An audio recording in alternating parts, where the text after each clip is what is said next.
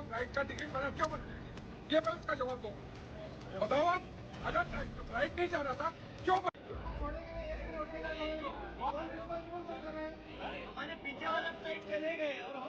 Hello friends, welcome back to my YouTube channel study के। दोस्तों, अभी आप लोग ना एक कंट्रोवर्सी बहुत ही ज्यादा देख रहे हैं। कंट्रोवर्सी यूं ना करके यूं कहें कि सरकार और एक बहुत बड़ी जायंट कंपनी के बीच बहुत डायरेक्ट हमला हो रहा है। मतलब ऐसे लड़ाई हो रही है, ऐसे आमने सामने की। पता है क्यों? ये कारण कौन है? सरकार खुद है, सरकार। अब आप कहेंगे क्या बात कर रहे हो यार, ये कंपनी कौन है ये तो बताओ। बता रहे हैं, ये कंपनी है वही जो उड़ा के ले जा रही है फ्लाइट, इंडिगो। अब ये कैसे कोई कंपनी इतनी बड़ी हो जा रही है कि सरकार को झुका रही है? यही काम हुआ था जब ईस्ट इंडिया कंपनी आई थी, यहाँ की सरकार को झुकाई थी। यही हो रहा है अभी। ये नहीं कह रहे फिर से गुलाम होंगे हम लोग, नहीं गुलाम नहीं होंगे, लेकिन गुलाम जैसा हो सकते हैं। अब बताते हैं रीजन क्या है और क्यों मैं ऐसा बोल रहा हूँ। देखिए, एक जो कॉमर्शियल फ्लाइट चलाती है एयर स्पेस में, जैसे कॉमर्शियल फ्लाइट का मतलब होता है वो ऐसा जहाज जो लोगों को लेके जाए। कोई प्राइवेट जेट होता है जो प्राइवेट लोगों को लेके जाती है, बाकी कॉमर्शियल जो होता है पब्लिक को लेके जाती है। तो उसमें एक कंपनी आती है, इंडिगो। वो जानी इसलिए जाती है कि वो अपने लो कॉस्ट के लिए, कि जो उसका टिकट था वो कम था और मैक्सिमम उसकी जो फ्लाइट्स थी मैक्सिमम अवेलेबल थी। वो हमेशा से फ्लाइट करती थी, सेफ्टी की भी स्टार्टिंग में वो ध्यान दिया करती थी। अब देखिए, मैंने कहा कि स्टार्टिंग में ध्यान दिया करती थी, फिर बाद में क्या हुआ? बाद में क्या होता है इसी का तो लफड़ा है। अब देखिए, उसने कहा कि अब यहाँ पे मैं आपको एक वीडियो और सजेस्ट करूंगा, यहाँ पे लगाऊंगा, मेरे इसी चैनल पे अपलोडेड है। ये अभी आया था ना, परप्लेक्सिटी और ग्रोक और चैट, ये जो फ्री किए थे, उसमें मैंने बहुत ही अच्छी वीडियो बनाई इसी चैनल पे, आप देखिएगा। आई थिंक एक महीने पहले बनाई थी, तो आप इसको जरूर देखिएगा। उसमें मैंने साफ साफ बताया था कि ये फ्री और सस्ती, इन सब में आके जो भारतीय लोग फंसते हैं ना लास्ट में, इसी प्रकार से। जैसा आप पीछे देख रहे हैं ना, लोग मारे मारे फिर रहे हैं, किसी की शादी रुक रही है, रुक गई है, बस वीडियोग्राफी के जरिए यहाँ पे शादी मनाई जा रही है। कोई बीमार है, किसी का ऑपरेशन रुका है, कोई अस्थि विसर्जन करने के लिए जा रहा था, नहीं जा पा रहा है। ये कारण क्या है? यही है।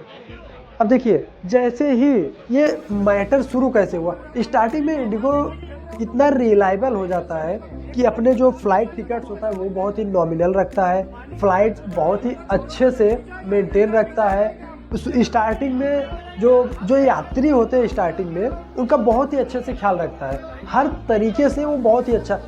उससे वो मार्केट कैप कितना रखता है? 62%, 62%। सोचिए, हर 100 यात्रियों में 62 यात्री इंडिगो से जा रहा है।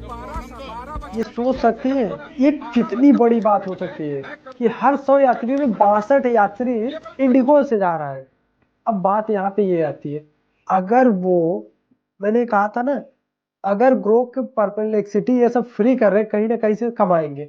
उसने क्या किया? वही फंड आया, वो लो अमाउंट रखा, टिकट का लो रखा, लेकिन उसने क्या किया? बैक डोर से, लेकिन बहुत सारी चीजों में वो सेक्रीफाइस करने लगा। और बाद में जब वो मार्केट कैप बना लिया, अपना मोनोपोली बना लिया। देखिए, किसी भी फील्ड में मोनोपोली होना ये बहुत ही खतरनाक बात होती है। और प्रेजेंट टाइम में इसका जीता जाता उदाहरण दोबारा से आया। ये पहला नहीं, ये दूसरा है। पहला तो जियो ने किया, पहले तो मोनोपोली क्रिएट की, उसके बाद अपने जो उसकी कंडीशंस थी उस पे रेट बढ़ाता गया, कोई कुछ नहीं कर पाया। उसके बाद सरकार को याद आया, हाँ यार, अपनी भी तो एक कंपनी थी BSNL, अब चलो उसमें पैसा लगाते। 84,000 करोड़ बाद में लगाए, लेकिन अब एयर इंडिया के पास है नहीं। ये फ्लाइट नेविगेशन में यहाँ पे अपने पास कुछ नहीं है, क्योंकि एयर इंडिया बेच चुके हो। उसको भी, इंडिगो को भी पता है, DGCA ने जो फैसला लिया था पायलट्स को लेके, अब उसे बदला नहीं जा सकता। आपने फैसला लिया, एक कंपनी के दबाव में आके उसको रोके। क्यों रोके? अगर आपके पास आज एयर इंडिया होती तो आपको ये कदम उठाने की जरूरत नहीं थी। आप कहते हैं हम फ्री में पहले तो पहुंचाएंगे, जो इतने यात्री फंसे हैं हम एयर इंडिया से पहुंचाएंगे, बाद में लाइसेंस रद्द करते। आप दबाव बनाते उस कंपनी पर, लेकिन आप कर नहीं सकते क्योंकि आपके पास है नहीं। गिने चुने 4-5 गो तो एयरलाइंस कंपनियां बची है। इंडिगो हो गया, एयर इंडिया भी अभी टाटा ने खरीद लिया है, विस्तारा हो गया, ऐसे करके 2-4-6 गो तो कंपनी बची हुई है। आपके पास तो वो भी नहीं है। तो ये सारी प्रॉब्लम्स जो आ रही है ना, इसका जिम्मेदार खुद गवर्नमेंट, अभी वो जो झुक रही है ना, ये खुद गवर्नमेंट ही है।